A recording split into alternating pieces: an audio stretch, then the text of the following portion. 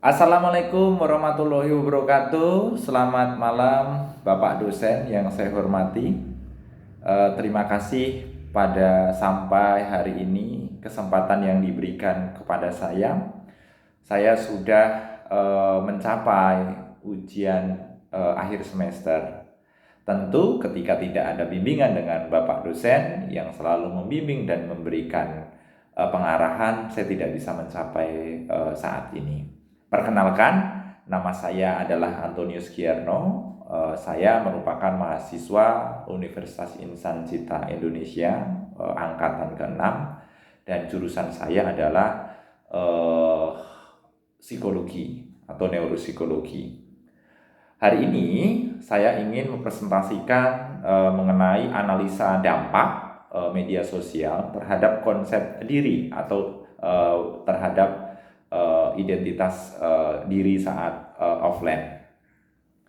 Media sosial saat ini memang memainkan peran yang sangat besar dalam kehidupan banyak seseorang, termasuk dalam membentuk konsep diri atau self concept dengan identitas offline.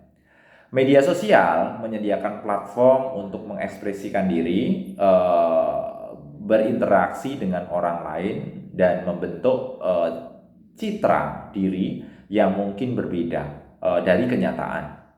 Namun, media sosial juga membawa tantangan yang dapat mempengaruhi bagaimana kita melihat diri kita sendiri atau diri saya sendiri dalam kehidupan nyata, atau antara online dengan offline itu ternyata berbeda, tidak real dalam segi yang kita lakukan, dalam kebiasaan-kebiasaan yang kita lakukan. Misalnya kalau kita menggunakan online, mungkin bisa interaksinya bisa menggunakan chatting, bisa menggunakan voice note tanpa tatap muka. Tetapi ketika kita offline, mau tidak mau kita juga akan mengekspresikan sebagai diri kita sebagai manusia untuk berinteraksi secara sosial, untuk lebih aktif, untuk lebih kritis. Kurang lebih seperti itu.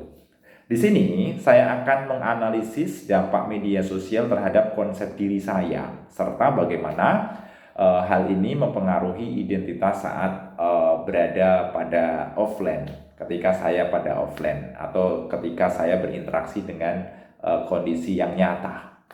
Yang pertama, kita mengarah pada dampak positif dulu terhadap media sosial. Tentu ya, ada dampak positif dan juga ada dampak negatif. Nanti dampak positifnya nanti seperti apa, dampak negatifnya nanti seperti apa.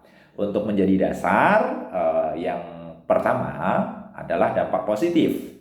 Ada 3. Kalau menurut dari pandangan saya ada 3. Yang pertama adalah ekspresi diri atau dalam kreativitas.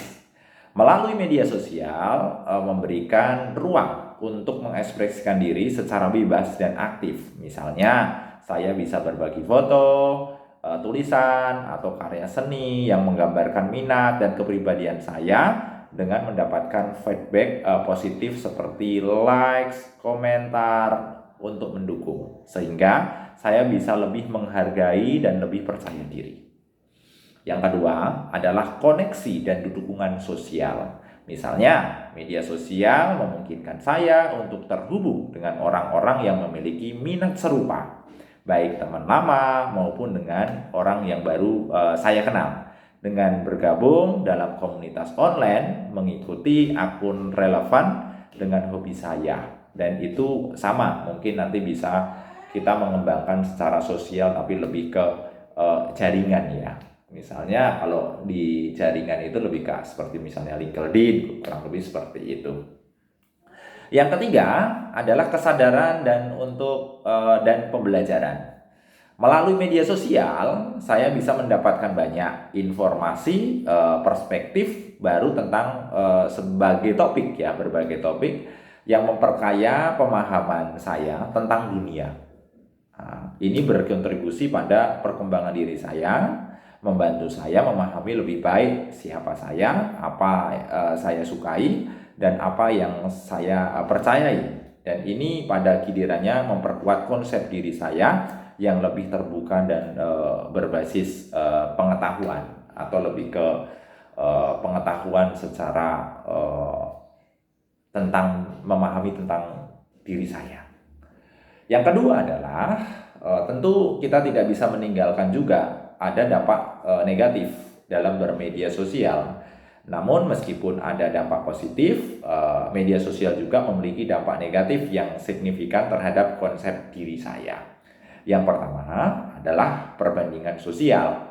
Salah satunya, hal yang paling sering saya rasakan adalah kecenderungan untuk membandingkan diri dengan orang lain di media sosial. Saya sering melihat teman-teman atau orang yang saya ikuti memamerkan pencapaian atas keberhasilan mereka, perjalanan hidup tampak sempurna atau tubuh yang ideal. Nah, dengan saya membandingkan perbedaan ini sering membuat saya merasa tidak cukup baik atau kurang berhasil dibandingkan dengan orang lain. Yang kedua adalah ketergantungan pada validasi eksternal. Nah, saya juga terkadang merasa bergantung pada jumlah likes atau komentar positif yang saya terima di media sosial. Bahkan ketika misalnya saya buat status di media sosial, ketika mendapat respon yang positif, likes, itu saya membuat kepuasan saya dan itu nanti akan mengacu lagi pada postingan-postingan selanjutnya, dan itu berharap bahwa nanti akan mendapatkan postingan dan reaksi juga seperti serupa. Tetapi dalam kenyataan ketika misalnya kita mendapatkan komentar yang negatif,